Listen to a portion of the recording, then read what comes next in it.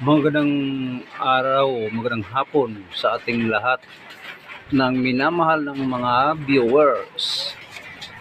Magandang araw, magandang hapon, mega loves.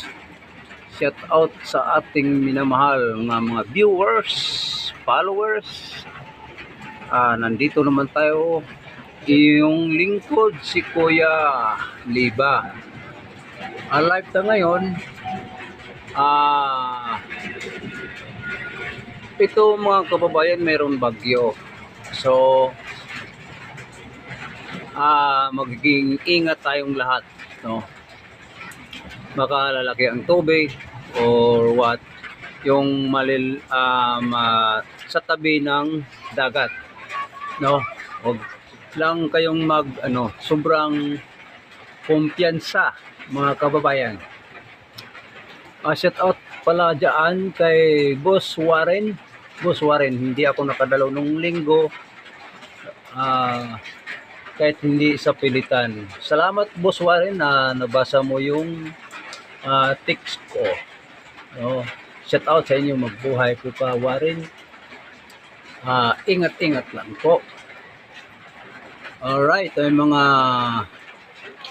lalaw na sa mga DDS vloggers, no, mga kasamahan nating DDS vloggers, sa mga maisog, no, shout out sa inyong lahat dyan din, no. Isa lang ang ating pinaglalaban, pero ang ating nilabanan si Marcos Bangag, ang isang mangnanakaw sa ating pira ng kaban, no. Lalo na ngayon, papasok na ang bagyo mga kababayan, ay isang pabala naman ito nga sasabihin naman na mayroong flood control na ano na si Bangag, no, na tuliling na ang utak, no, sa katuliling ng utak sa sobra ng cocaine, higop ng cocaine. So Martin Romualdez, isa rin ng mga mangnanakaw, buhaya, crocodile. Yung isa pa, itong lumayas na, wala na dyan pero kailangan managot sila. Mga walang kwenta,